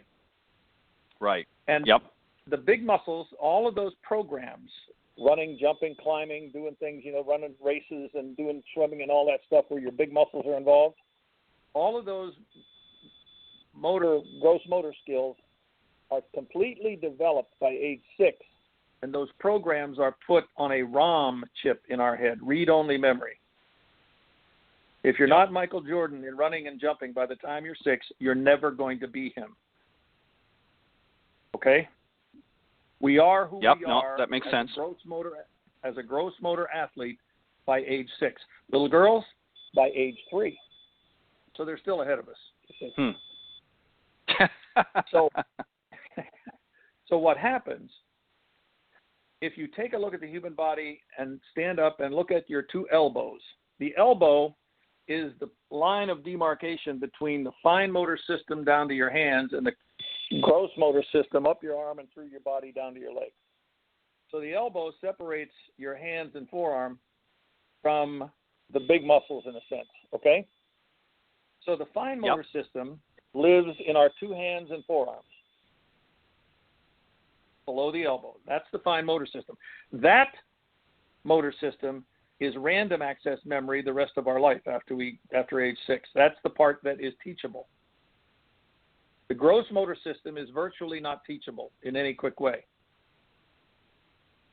So what we have to do is we have to talk to the part that's learnable, that can learn things, right? That's teachable, and that would be the fine motor system. So and in general, the gross motor system does not run the fine motor system. The big muscles don't run the hands and arms, or the hands and forearms. Right. The big muscles do not. The big muscles react to and respond to whatever we want to do with our 2 hands. So the hands and forearms run the big muscles. If I take a sledgehammer and I have a cinder block up by my left foot and I wanted to hit that cinder block with a sledgehammer, I swing the thing with my 2 hands forward and collide with that cinder block. And if you looked at what my hips and legs and knees do, they would look very much like a golf swing. Yes. But they didn't cause my hands to do what they did. I caused my hands to go where I want them to go. In fact, if you look at the human brain, about 37 to 40% of our brain is allocated to our hands. The smartest thing on our body is our hands. There's more brain allocated to our hands than any other part of the body. So the smartest thing on our body is these 2 hands of ours, and they work through 3 dimensions. If you hold your hand out like you're shaking hands with someone, you drop your fingers down to the ground. That's called ulnar deviation. You raise your fingers up to the sky. That's called radial deviation. If you flex your palm in towards your belly, called palmar flexion. If you do the other way and go across so your palm is flexed way out away from you, that's called dorsiflexion. If you rotate your hand to the ground, that's pronation. If you rotate your palm to the sky, that's called supination. So there's 6 motions of the hand that cover all 3 axes of the universe. So these hands are brilliantly designed for us to do whatever we want to do through 3 dimensions. And the 4th dimension being time, so we can learn to do those things during a certain time frame. Okay, so the idea is these hands are not unreliable. And if you're right-handed, for instance, or left-handed, whichever one, but if you're right-handed, as much as 85% of that 40% of your brain that's allocated to your hands is allocated to that hand. So as much as 30%. Right, and that makes sense. Sure. Because and that makes sense. Because you're not right. Absolutely, huh? You can feel right, exactly. More fun. more refined. Right. And so we teach people to pull with the left, which is not your dominant hand, and leave your right hand out of it because it's unreliable. It's not unreliable. You just don't know what to do with the club face to hit the ball properly. And the one thing that's been missing from golf instruction, as I said, I've been learning this for 65 years, and I've been teaching it for 49 years. And I've been trying to get these people to answer me, and I couldn't get anybody to tell me. And what happens is when the club face makes contact with the ball, it's a mystery to people in golf. They have no idea what it's supposed to do. Every other hitting tool, if you take that sledgehammer, if you take a regular claw hammer and pound some nails with it, you know exactly how the hammerhead should hit the nail, don't you? Yep. You know precisely how you want to hit it. And so the idea here is that when you swing the golf club, most people that I see on the lesson tee swing and hope, because they really don't know how to apply the club face correctly to the ball. Now, the 2 years I spent doing in the R&D department as a consultant for education, I had access to all the impacts of tour players, of what they do with the club, and got measurements and know how fast and what it does. 100% of the tour players we measured de-loft every club 8 degrees at impact. 100%. That's interesting. 100%. Matter of fact, I remember Steve Elkington with the driver was 7.8 and 7.9 degrees de-lofted with the top of the shaft, lean forward. Ernie Els, 7 now, degrees what is de-lofted driver. And when we saw, now what is it that? Go ahead. Finish your thought. When you have a golf club in your hand, the golf club with less loft hits the ball farther, doesn't it? Yes. So if you take your club and you de-loft at 8 degrees, you're going to hit it farther than if you hit it with the loft that's built into it with the handle even with it, aren't you? Right. Because it's got 2 clubs less loft on it. There's 4 degrees between irons. So if you take an 8-iron, turn it into a 6-iron, that's the 8-degree de-loft. And 100% of the tour players, when we check the measurements and I check it, I'd see 8 degrees, 8 degrees, 8 degrees, 8 degrees, 8 degrees, 7 degrees, 8 degrees, 9 degrees, 9 degrees, 8 degrees, 8 degrees, 8 degrees, 8 degrees, 8 degrees. It was that consistently de-lofted with all their clubs. Now what happens, the only way to de-loft the club is to lean the shaft forward, isn't it? Yes. The only way to de-loft it is to have the shaft leaned forward. And that doesn't mean that when it's leaned forward, the face will be open. You can lean it forward and have the face looking at the target when you hit the ball, can't you? Right. It's just that most of the people I talk to on the lesson tee think if they get their hands forward, the face will still be open. And that the right way to square the club face is to have it catch up to the handle. That's the proper way. Mm-hmm. Now, yeah, that's what you hear most. Yeah, that's what you hear most often. Sure. Absolutely. Square it up. Have it catch up to the handle right there. It makes so much intuitive sense. It happens to be incorrect. I don't know if you ever heard this, but did you know that magicians, we go see a magician, we'll go to a show, and you and I will go in there, we'll sit there and watch this magician. He makes his living based on the intuition of the audience. Right. Because we know how things work. We're grown up. We've seen everything in our life. We know how stuff works. So we watch him do something. He holds something up and he does it. And he does something else and he does something else. And then the fourth thing he does, you go, wait a minute. That can't happen. I saw everything he did before that. And that's our intuition leading us the wrong way. And the same thing happens in golf. Because what our intuition tells us is the proper way to square the club is to have it catch up to the handle, isn't it?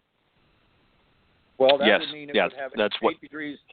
Right, that would have 8 degrees more loft than what we saw with the tour players using the club. Not one tour player did otherwise. They all had that 8-degree de-loft. Now you watch them hit the ball and you think, well, you know that I don't see them doing that. Of course you don't. That's why the magician makes his living too. You can't see what he's doing, and something happens that makes no sense. And it's kind of like watching a magic show when you go watch the tour players, isn't it? I mean, you think, how can the guy swing that smooth and easy and hit it that far? I don't see any speed. All he is smooth. But his impact. Yeah, and a great example. Go ahead. Right. A great example is somebody like an Ernie Els or even a Freddie Couples. That swing that seem very effortless in their swing. And there's obviously other examples where you might see a player that's like a Nick Price that's a very quick and sort of jerky-looking swing. But a lot of people were baffled by players like Ernie because his swing seemed so slow and methodical. And Freddie because they bombed it a mile. So explain to the audience then, and I know you, and I know you don't have the visual component here, but explain what are the amateurs doing different, and why are they doing it differently than what the pros are doing? Very good question, and here's the answer. All of the amateurs that I see, this is over 49 years of teaching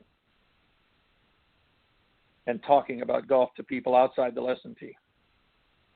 All of the people that I talk to that are amateur golfers believe that the way the club face is built to be used is it's supposed to slide under the ball slightly with the leading edge going down to where the south pole of the ball is. Right. To get it off the ground and up in the air.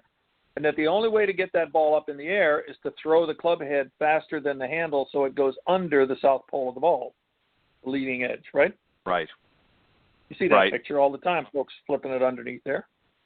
And they do the same thing with the driver, thinking they got to get it to catch up to the handle to be square and hit it up in the air.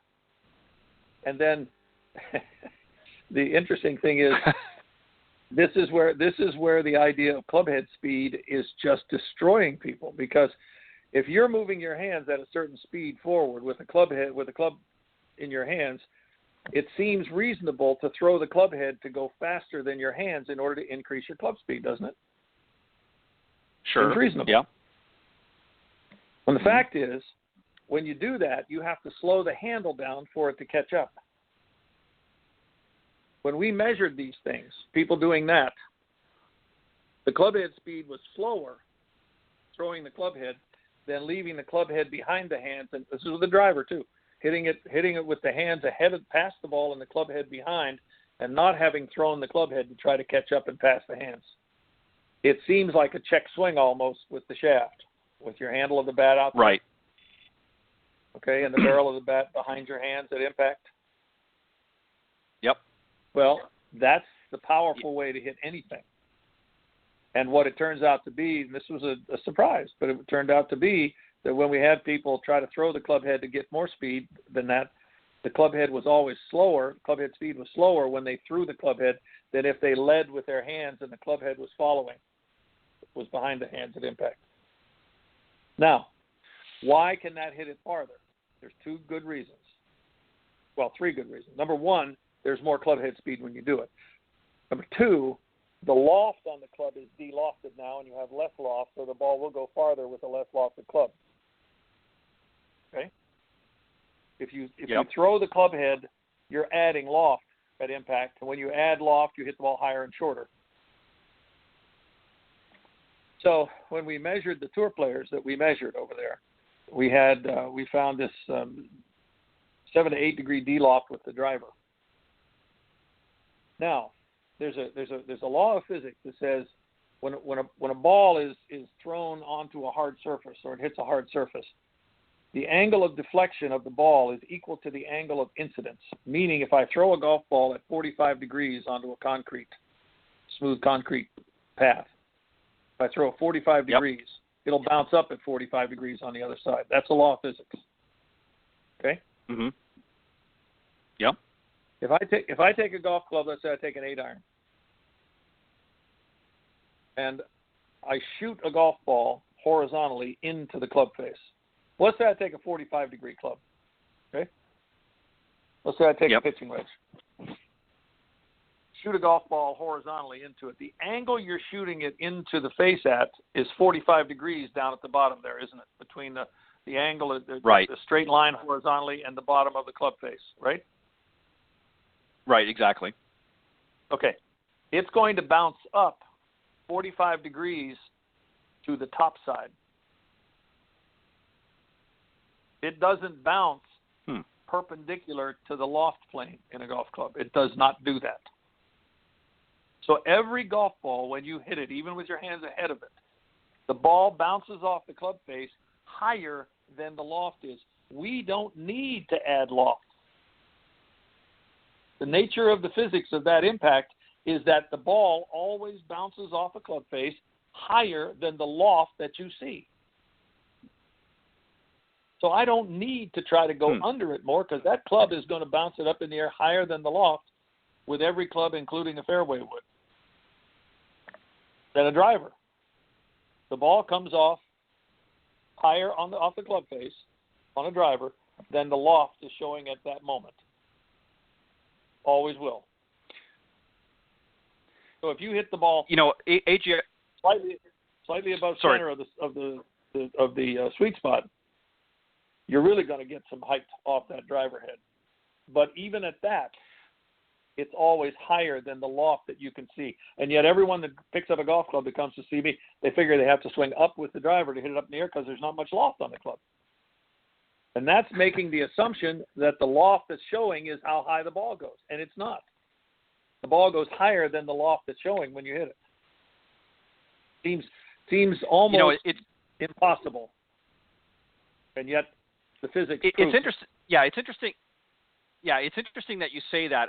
I've watched a video that you produced, and it's on. The folks can find it on YouTube, and you talk about, and I think this sort of amplifies what you're talking about in respect to the golf ball, and where you actually do a demonstration with a nail.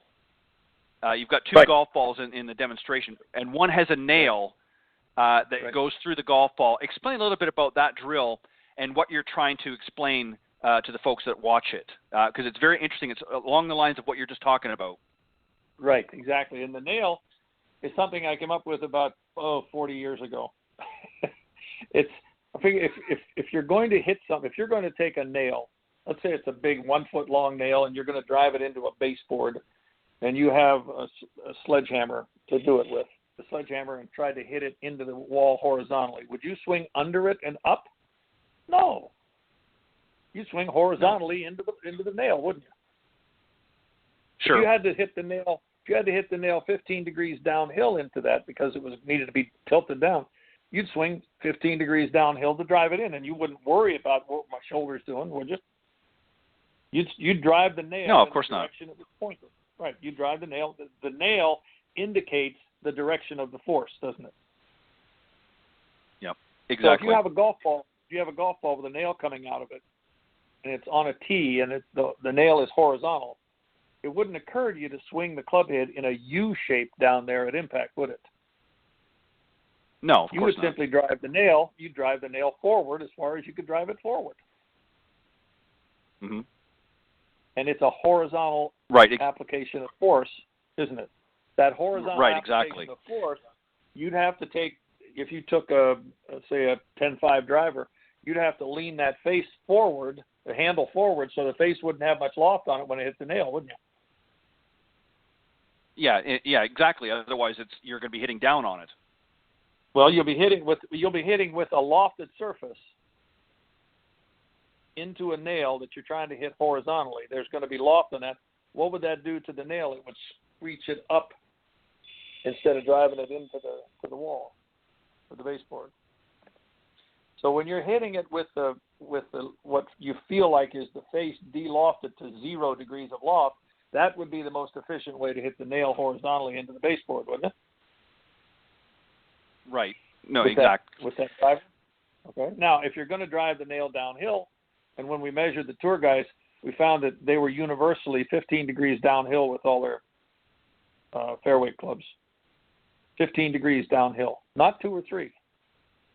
15 degrees is the difference between halfway between 3 o'clock and 2 o'clock on the clock face, halfway up from 3 o'clock to 2 o'clock. If you took a line from that point in between the 2 and the 3 and drew it to the center of the clock face, that's a 15-degree downhill angle. And that's what was universal in the tour guys that we measured. So this downhill Why do you think is simply well, go ahead. What I was going to ask you is, why do you think then that the industry as a whole, and I mean, I don't want to, I'm not I certainly don't want for us to throw anybody under the bus or anything, but why do you think the industry spends so much time teaching all of these different swing theories and swing mechanics that really are not beneficial to a lot of the players out there? And I understand there's marketing issues involved in that, but we're really not teaching the right thing to our students, are we? No, and we're not. And let me make this. This is kind of a strange point. Stay with me on this one, okay? I didn't tell you Sure. this, but back in 1963, I graduated from Penn State's School of Turfgrass Management, and went out and worked as an assistant green superintendent because I had grown up on golf courses, not only playing golf but working on the course and mowing and things.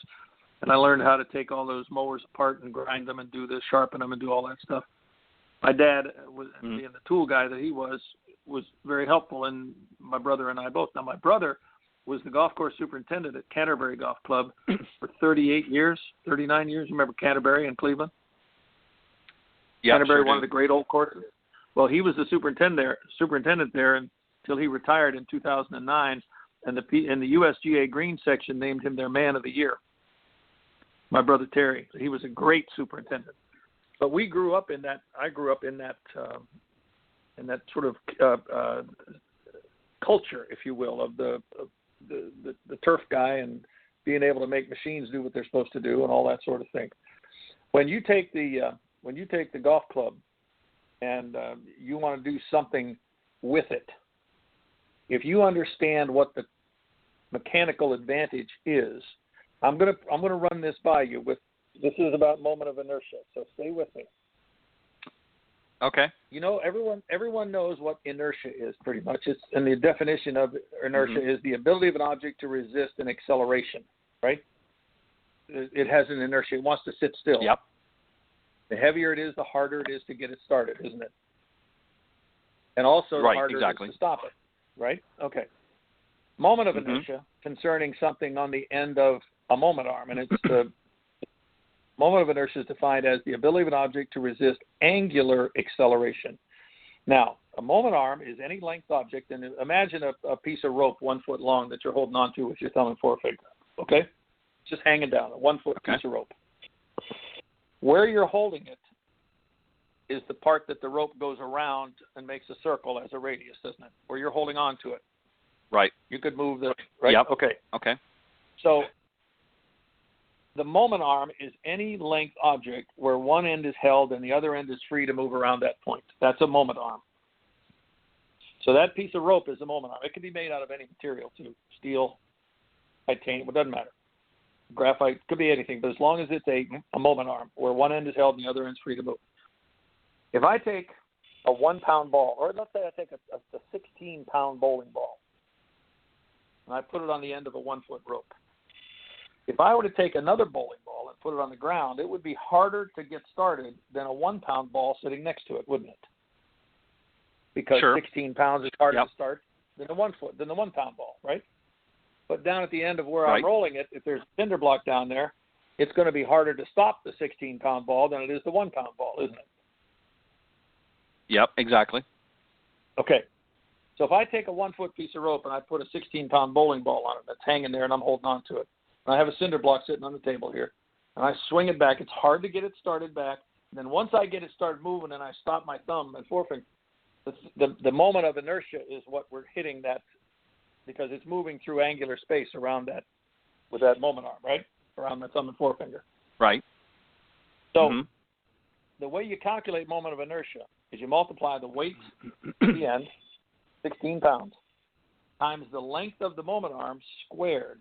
Now, if I take 16 pounds and multiply that times 1 squared, 1 times 1 is 1. So I've got a 16 pound-feet squared moment of inertia, okay? And you know how much damage you can do with that 16-pound ball. If I take a 1 pound ball and put it on a 1 foot rope, I now have 1 pound times 1 squared, or 1 pound-foot squared moment of inertia, right? Yep. 1 times 1. If I take the 1 pound ball and I put it on a 4 foot rope, and I swing it toward the cinder block, now I've got 1 pound times 4 squared, because I have to square the length. That's 16 pound-feet squared moment of inertia. The 1 pound ball on the 4-foot rope is identical in moment of inertia to the 16 pound ball on a 1-foot rope. Imagine that. Hitting the cinder block would have exactly the same inertia. So the length of the moment arm is a significant issue when you're hitting a golf ball, because if you hit the ball with the handle forward, lean forward, and de-lofted those 8 degrees, and you look down at your hands, your left wrist is bowed forward and your right wrist is cupped. Is that fair to say? Yep. Okay. So that means that when you take when you take that thing and hit the ball with your hands out in front of it where they should be, you're ending up with a moment arm that goes from the club head up the shaft, up your left arm, and to your shoulder and into your neck. It's about a 7-foot-long moment arm. Okay? So if I had, just for the sake of math, if I had a 1 pound club head, and a 1 pound club head times 7 squared, I've got 7 times 7, which is 49 pound-feet squared moment of inertia. I have 49 pound head hitting that little 1.62 ounce golf ball. If I take, if I decide that at any, I want to throw in the handle to get, quote, club head speed and hinge my wrists, I now have made the moment arm half the length, because the top butt of the club is going backwards and the moment arm starts at that hinge point in the grip, where below that it's moving forward and above that it's moving backwards. Okay? So now I have a 3.5 foot moment arm. No matter how fast I make it move, it's only 3.5 feet. So the moment of inertia in that circumstance would be 12.25 pound-feet instead of 49. So by throwing the club head, you shorten the moment arm in half. And because it's a square function, meaning it increases at the square of the length increase, it reduces at the square root of the decrease. So when you have that, you take it down to half the length, you don't get half the moment of inertia, you get 1/4. So it goes from 49 pound head down to a 12.25 pound head. So no matter how fast you think you can move the club head, moving it faster than the handle is shortening the moment arm dramatically. Let me ask you a question. Sure. No, you're right. Let me ask you a question, AJ, and I want you to sort of put this in perspective. You talked about earlier about gross motor skill development and fine motor skill development. Yes. And we often hear, teaching professionals talking about, engaging the big muscles and really having quiet hands. Right. What should be the sequence then with the two together? What should golfers be focusing on in order to capitalize on what you just talked about? Making both hands move as fast as possible past the ball with the two hands. If you had to throw a baseball, your focus is on, or throw a football, your focus is on your hands where you're going to throw it, isn't it? You don't. Sure. You don't clear your hips to make your hand go faster in baseball, do you? No. The idea is that all those gross motor skills that we think are causing this, once you know what the job that you're trying to do is, once you know what your task is, and you use your hands, you know ahead of time where your hands are going to be, your body supports that idea because you've grown up learning that, okay? And you don't have to ask your gross motor skills to do anything, ever. They're on a ROM chip, read-only. Seriously, I mean that. Right. I cannot make it more clear in terms of what we know about computers these days and our brain as a computer. That ROM chip is really the stuff that's on there, and it's on there, and it's on there, and you don't ever have to worry about thinking about how you did it because it's automatic. And if I want to drive the nail into the baseboard, that would be a very different task than flipping the club under the ball and hitting it up in the air, wouldn't it? Right. If I'm trying to flip the ball up into the air by making the club head go faster, my body will help me by leaning back with my head and shoulders to do that more. When I see people that are keeping their head back when they hit the ball and trying to, quote, stay behind the ball, Don't do it. Don't see what happens is when you throw the club head faster than the hands, trying to make it catch up, club head catch up to the hands at impact. When you do that, you keep your body back, trying to help you accomplish what you're trying to do with your hands. So the body only knows how to help you do something. It doesn't know how to sabotage. If I want to use my hands to use the club correctly and drive the nail into the wall, slightly downhill or horizontally, my body wouldn't lean back, would it? No. Just wouldn't do it. And so by understanding what the task of your hands is with the tool is how we learn to use every other tool we ever learned in our lives to use. Somehow in golf, well, it's what I kind of call I call that executive thinking. Now, here's what I mean. You say, well, see, in golf, I'm an executive. See, I don't do the dirty, messy work of hitting the ball. What I do is I make the swing, and then if the swing screws up and misses the ball, I blame the swing, not me. Right. So that's an executive way of looking at it, but I'm afraid it doesn't work that way. This is dirty business of taking a tool and applying it to the ball correctly with your two hands. And when I say the thing that I find universally with my students that I see every day is that every single one of them thinks the club head should be going faster than their hands when they hit it. Is that fair to say? You often – yeah, exactly. You've often heard, even touring professionals will talk about the feeling that they have of pulling the handle down and then through impact. And obviously the club is going to follow. You don't hear them saying, I'm trying to snap the club head as fast as I can. They talk about pulling the handle down. Right. So where is everybody missing the boat then? Why are so many professional – I mean, you've got tour players that are going to great coaches. You've got, amateurs going to great coaches. Why are they getting this message mixed then? If the pros are able to understand it, why don't the rest of them understand it? Well, I don't know if the pros understand it academically. They understand it feel-wise. They understand that feel of where their hands are out ahead, and it's long. It's got great leverage at impact, and the ball doesn't weigh anything.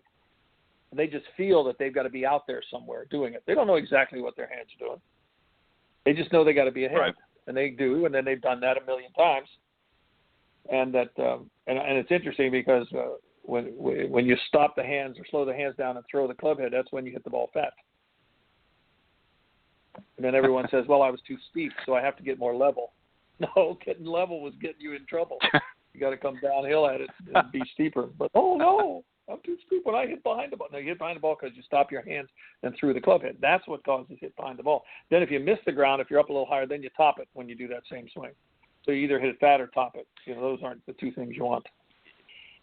No, the other thing, the other thing, AJ, too, that you see a lot of golfers is, and obviously different from the professionals, is with amateurs you see a very poor weight shift from their back foot to their front foot, and this is why you get obviously I know you were the reverse pivots and things like that, and that's is obviously from not giving a good transfer. One of the people that you always I always remember watching growing up Jack Nicklaus, and one of the things, and if you compared his swing against Rory McIlroy and that, but the one mistake or one thing that you never could mistake with Jack's swing is it was very evident his weight shift.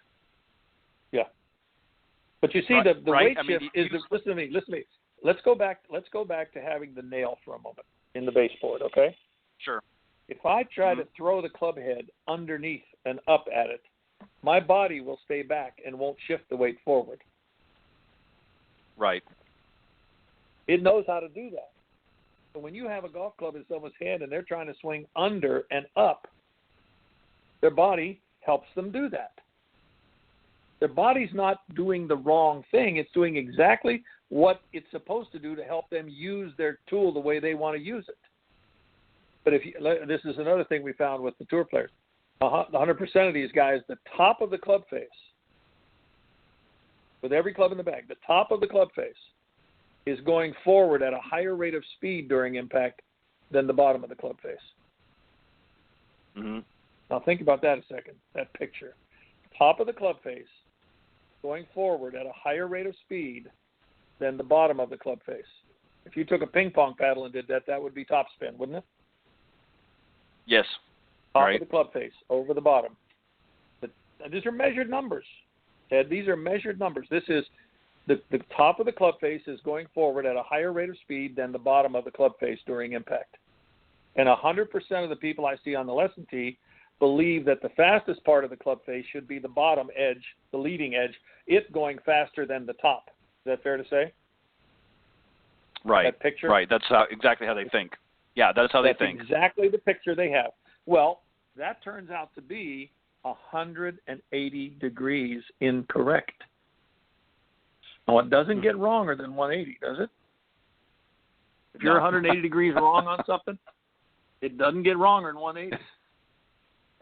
No. So what we have is someone trying to use a golf club in a reverse way from the way it's designed to be used. On that level alone, and do you see how using the bottom of the club face to go faster than the top of the club face seems to fit our intuition of getting club head speed, doesn't it? And getting the ball up in the air off the ground. It takes care of both things, so I know I'm right. Make that bottom of the club go faster. That's the way it's supposed to be.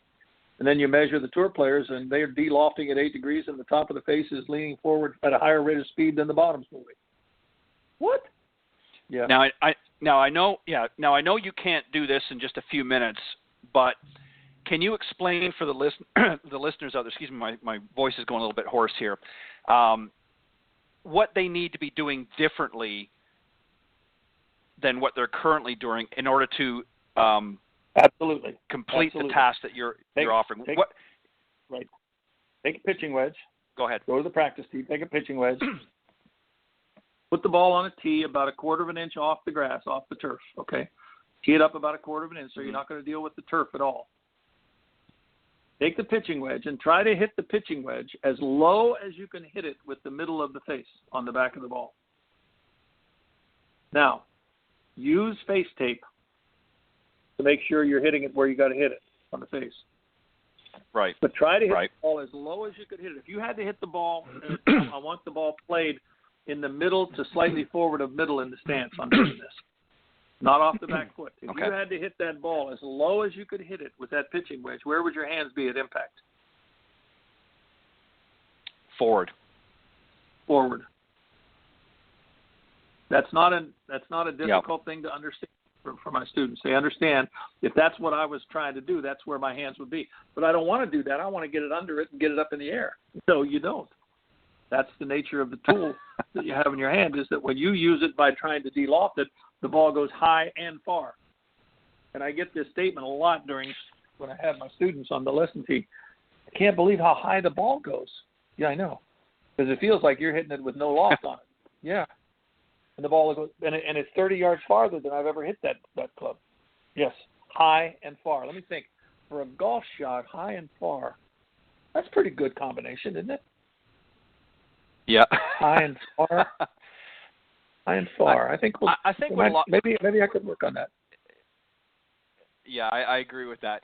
AJ, I think one of the problems that a lot of golfers have in their mind is in order to be able to wrap their mind around this, is I think that they feel that in order to be able to accomplish that, they've got to kind of lunge their whole body way forward, especially if they're playing the ball up forward of center, that they've got to sort of lunge to the left in order to accomplish that. And that's not the case, correct?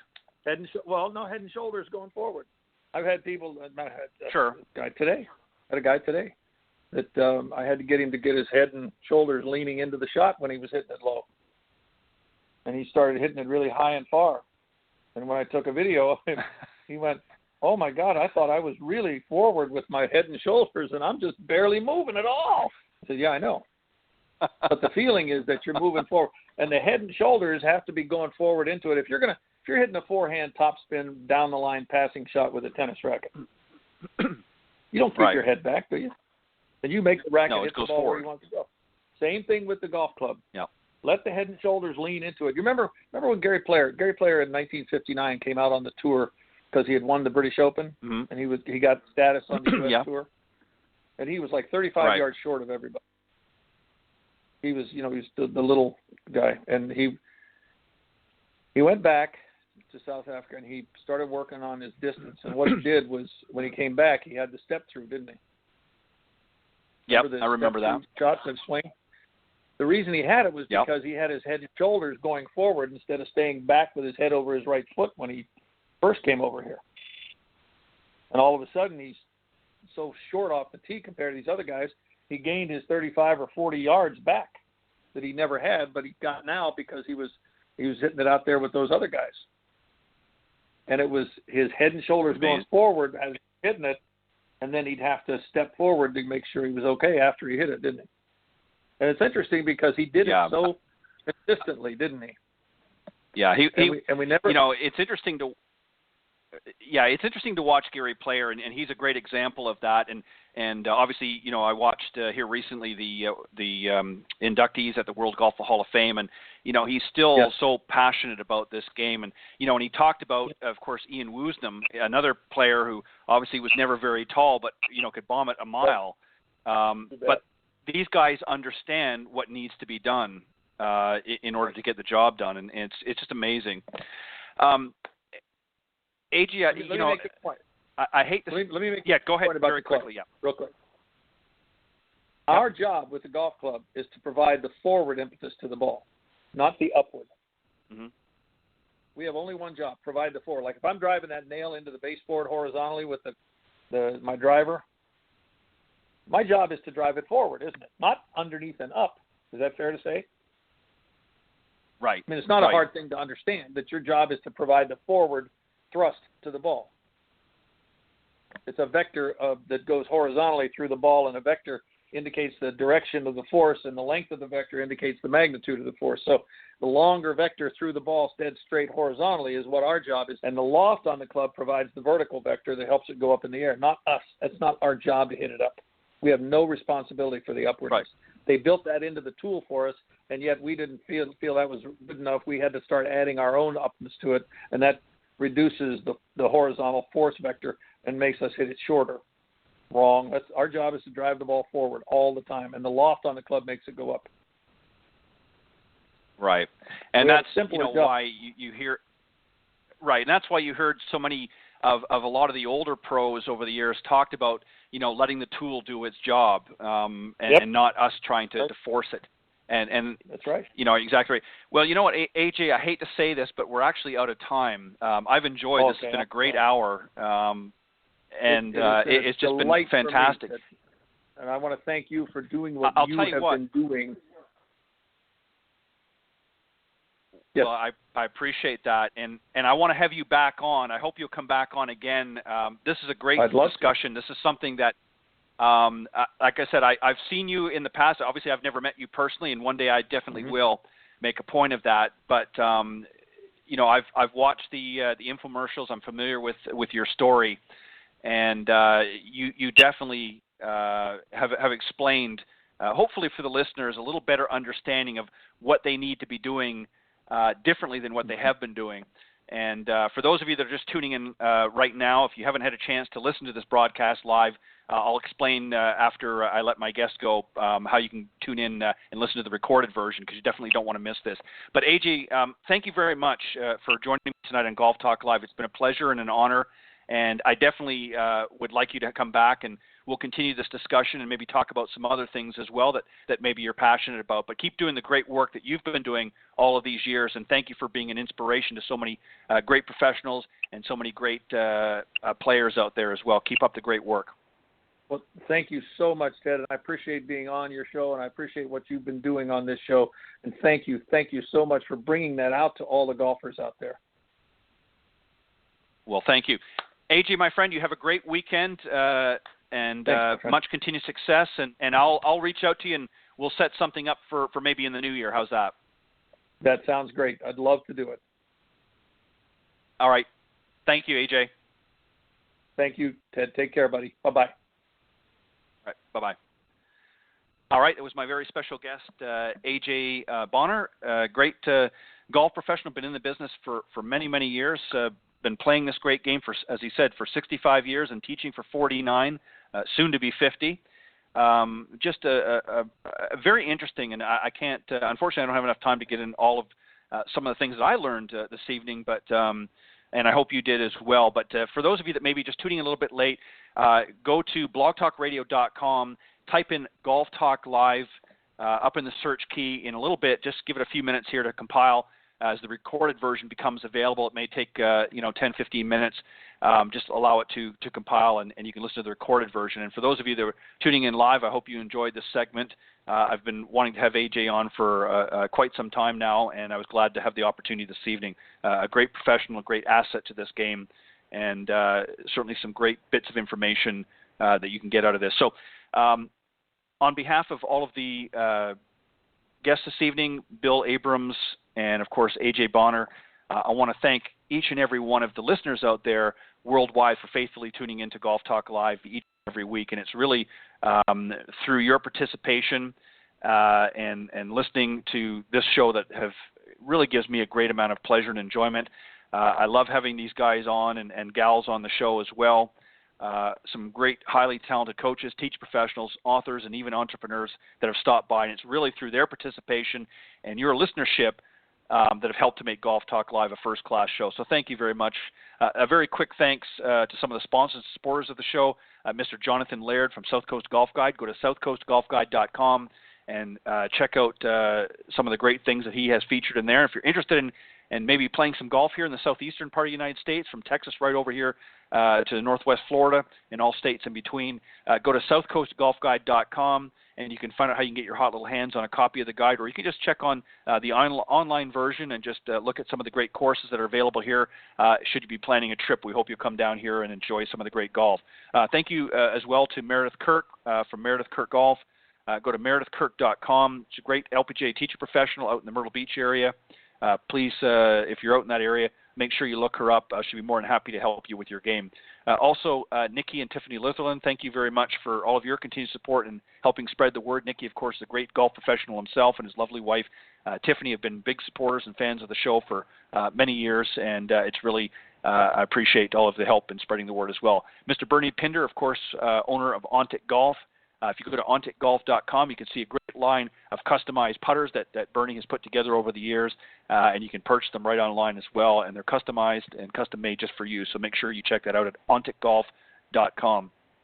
Also, lastly, Sean Kelly, owner of linkedgolfers.com, a great social media platform taken on the backs of his large golf group, Linked Golfers, from the social media platform linkedin.com. He took that out onto his own social media platform at linkedgolfers.com. Make sure you check that out. Some great tips, great stories, and great information on that as well.